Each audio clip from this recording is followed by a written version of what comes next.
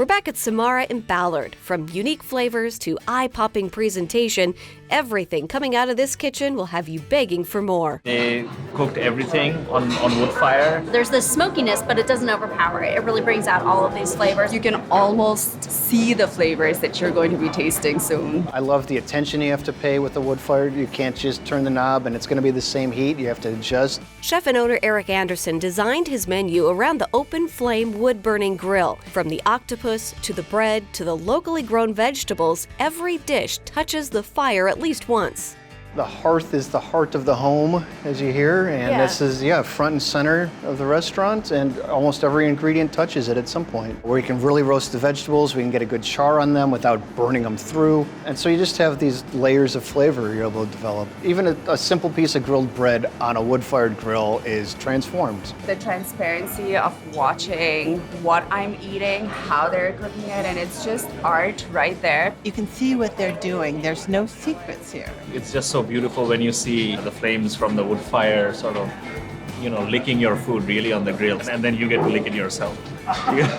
What are you and I gonna make today? Oh, well, we should try, we'll make the olive tapenade, and then we'll make our red beets, and we'll make an octopus dish. A feast. Yes. We're being warmed up by your toasty fire back here. And we're gonna make some appetizers today, is that right? This is in our snacks section on the menu. So we use Gaida olives. Okay. And we pit them, and then we chop up onions and garlic, and we set the whole thing over the fire and just let it smoke and dry out a little bit for several hours. We start by breaking some homemade aniseed crackers into quarters. Do you cook these on? We have an electric oven downstairs. We cheat a little bit. Next, we put a ball of the olive mixture on the crackers, then add a mixture of pickled fennel, mustard seed, chili flake, and fennel seed on top. We cut some olives and mint, then top the whole thing off with some olive oil. This is a hearty snack. I'm tempted to dig in, but we're gonna wait. Now we move on to some charred beets. So these are from a local farm? Steel Wheel, they're in Falls City. Okay, so we're gonna roast these on the fire. We kind of put a little char on them like you'd see on a burnt marshmallow. While the beets roast, we add blackberries and raspberries to simple syrup and put some hazelnut butter on the side. In another bowl, we add the beets to some black locust vinegar, then pour it into the berry bowl. Next, we sprinkle some berries and hazelnuts over the top, add some lemon balm, and finally sprinkle on some edible flowers. Beautiful. We'll come back for the eating part. We'll come back because we have one more dish to make. Our last dish is the giant Pacific octopus. So obviously some gorgeous potatoes some fingerling potatoes. We've poached those with garlic and some seasoning. We put some blanched octopus onto the grill to char. While that cooks, we put the potatoes in a pan and onto the grill. When both of those are done, we add the octopus to the potatoes and toss in some pickled garlic scapes. Then we start building the dish.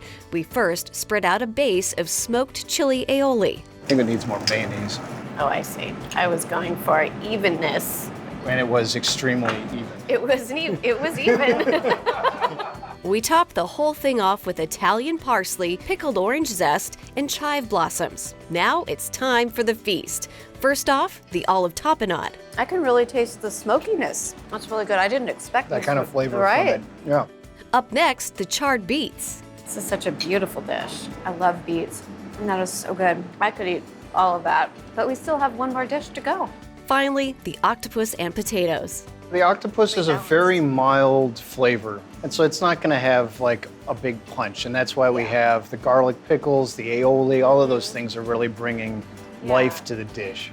A great Washington Northwest kind of dish. For more restaurants, recipes, farms, and fun, visit wagrown.com.